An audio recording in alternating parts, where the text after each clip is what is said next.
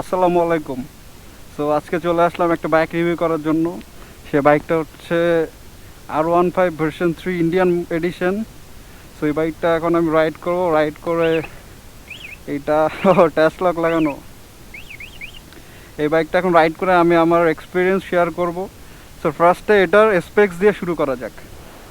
Single cylinder liquid cooled 4 valve SOHC 4 stroke FI 155cc একটা engine use করা হয়েছে, which produce 19.4 bhp at 10,000 rpm and 14.7 newton meter of 8,500 rpm.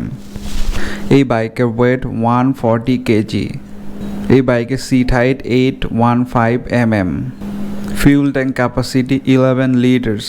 সামনে suspension telescopic fork because it's an Indian edition, and rear suspension is monoshock absorber.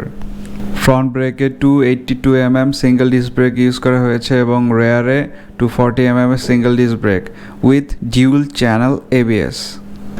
Front tire is 100/80 and rim size 17. Rear tire 140/70 rim size 17. Both tires are tubeless. This bike has LED headlights and tail lights, but the indicators are conventional. Top speed of this bike is around 155 km. Mileage on average, this bike can produce 35 to 40 km per liter. Price of this Indian edition officially is 4,80,000 and unofficially you can get this from 4,10,000 to 15,000. Specs বলা শেষ, এখন আমি বাইকটা ride করে আপনাদেরকে বলবো যে বাইকটা কেমন ফিল পাওয়া গেল। So let's get started. Ignition কি দিলাম। So that is the bike. এই যে মিটার কনসোল, তেল নাই। সো বিসমিল্লাহ। বাইকে ফিউল কম। সো বিসমিল্লাহির রহমানির রহিম।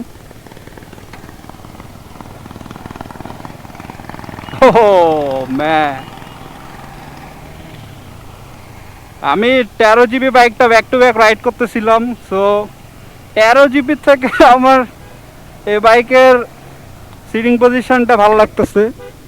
এটা হচ্ছে Indian model. So man, acceleration অনেক ফাস্ট। আমি অলরেডি 4টা গিয়ার পুশ করে ফেলেছি। মিররের অবস্থা খুবই খারাপ। I mean visibility, braking jaws, because dual channel এবিএসের বাইক এইটা। অ্যান্ড এই বাইকের এক্সেলারেশন মারাত্মকই হওয়ার কথা। So man, this is insane. কে বলে ইন্ডিয়ান R15 ভালো না? You are getting ABS, then sleeper clutch, variable valve actuation, I mean VVA. So you are getting everything like Indonesian edition. Even Indonesian edition এ তো ABS নাই, but আরেকটা কথা আছে, যারা ইন্দো এডিশনটা চালায় ওরা হচ্ছে ABS নাই, বাট ওইখানে ব্রেকিং সিস্টেমটা কিন্তু খুবই ভালো। But this is insane level of braking system you are getting from R15 version 3 Indian edition. So এদিকে যাওয়া যাক। অনেক পাথর রয়েছে এখানে। So this bike is insane. R15 নিব নাকি চিন্তা করতেছি। And বাইকে এটা আমার এখন পর্যন্ত রিস্পেইন করে নাই, বিকজ আমি 13 জিবিটা রাইড করতেছিলাম। 13 জিবিটা রাইড করার সময় তখন আমি একটু ফিল করতেছিলাম যে আমার রিস্পেইন হচ্ছিল, ওটার ঘাড় ঘুরাইতে একটু সমস্যা হচ্ছিল। বাট এই বাইকটা, man, this is insane.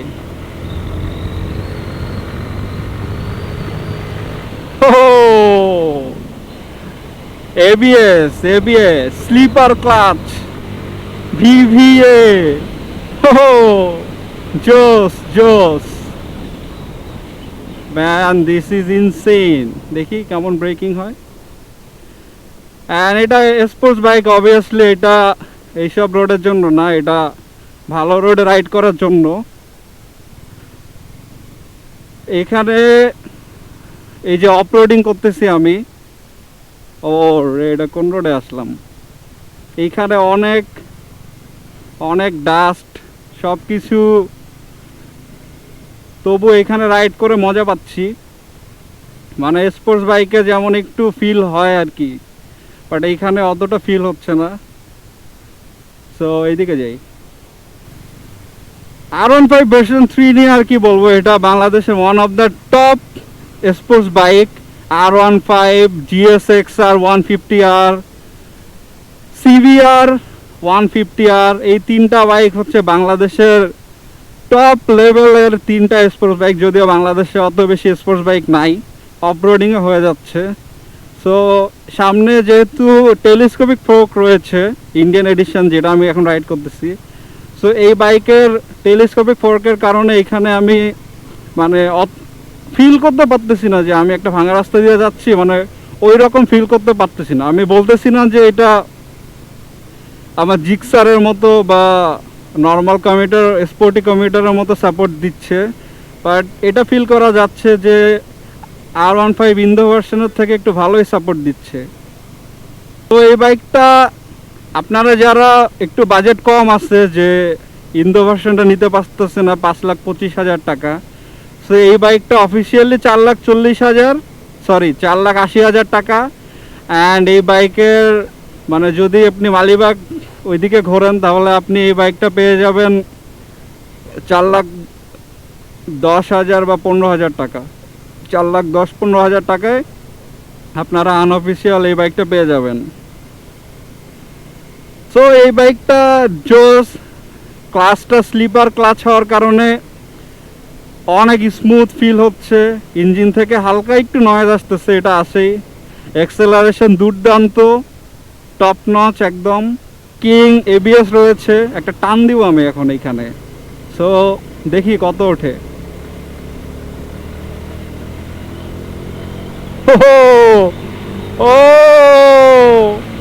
O man,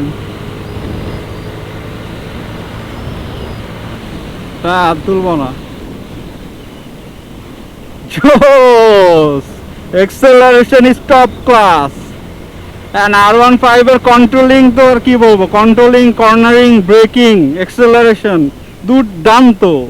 just এটা 2-3টা ইস্যু আমি বলবো, সেটা হচ্ছে এটার প্লাস্টিক কোয়ালিটি বা ফিটিংস কোয়ালিটি একটু দুর্বল। মিররটা সমস্যা, মানে কিছুই দেখা যায় না। এটা আপনি ইন্ডিয়ান কিনুন বা ইন্দো কিনুন, একই সমস্যা। আর কি বলবো, এই বাইকের তো খারাপ কিছু পাচ্ছি না আমি, সব তো দেখি ভালো। এই দুইটা ছাড়া আপাতত কিছু পাচ্ছি না। সো এই বাইকটা জোস লাগলো আমার কাছে।